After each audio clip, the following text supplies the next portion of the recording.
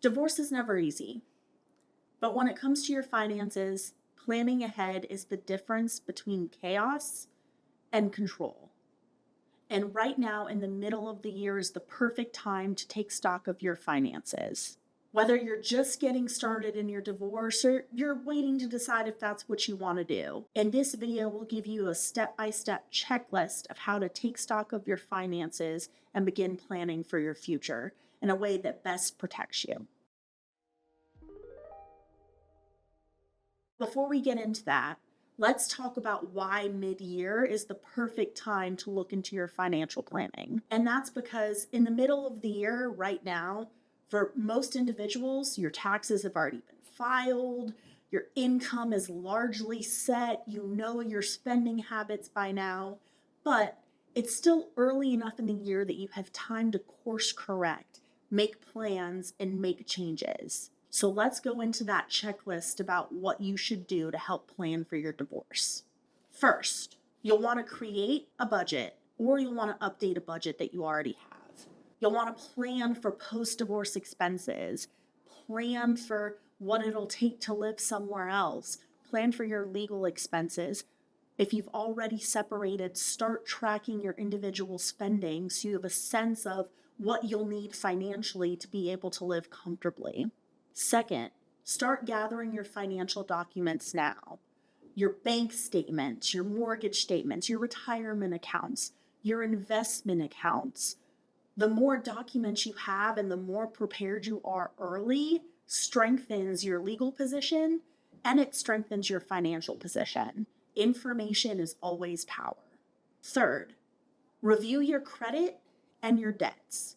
You'll want to pull your credit report. See if there's anything on there that you need to plan ahead for. Identify any joint sources of debt. And if there are joint accounts, try to work together with your spouse to close them, if possible. Additionally, if possible, try not to open any debt during this time period. It'll only complicate things further when you do get divorced. After you've inventoried your debt, you'll then want to inventory your assets and the property that you own. So you'll want to start going through everything and you'll want to identify, is this marital property or is this separate property? The definitions of each will vary depending on the state that you live in. Additionally, you'll want to understand the value of your property. Understand how you can calculate the value of your home. Look at the balances of your retirement accounts and your investment accounts. How much is your car worth? These are all questions that you'll want to get the answers to. Number 5, start tracking your spending and start tracking your spouse's spending. You'll want to keep an eye out for any unusual or incredibly large purchases that your spouse may make. And lastly, make sure that your beneficiaries and your estate planning is up to date. Look at your life insurance policies, look at your retirement accounts, look at your estate planning documents if you have them. And if you don't have them, make sure to get with an estate planning expert to get them. Having all of this planned out, making sure that the proper beneficiaries are set early is the key to protecting your financial future during a divorce. Now that we've talked about what you should do, let's talk about mistakes you should avoid financially while going through a divorce. First, do not move money or try to hide assets without proper legal guidance.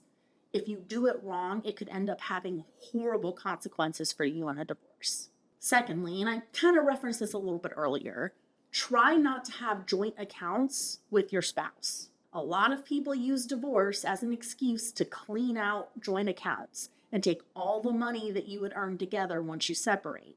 And while long-term you can probably get that money back, it can be devastating short-term financially for an individual. Number 3, don't forget tax consequences when you're making decisions on the division of assets or the payment of support.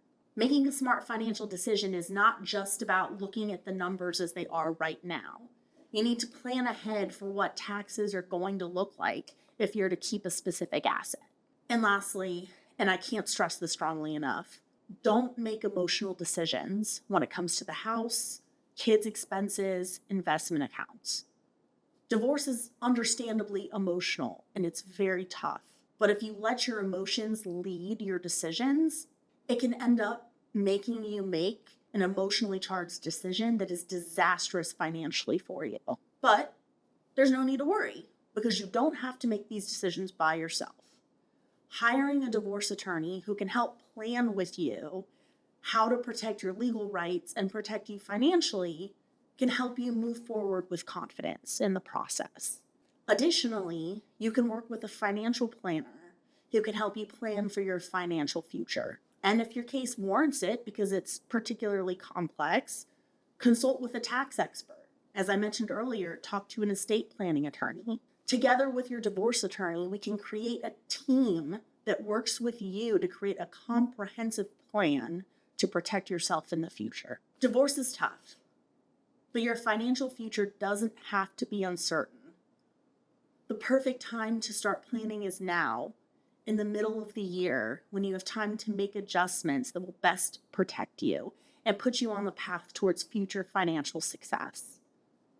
My name is Julia Steitley, and here at Melone Hatley, your partner in divorce and estate planning, we have helped hundreds of clients secure their financial future. If you're ready to move forward and start planning towards your future today, to move forward with confidence, contact us now.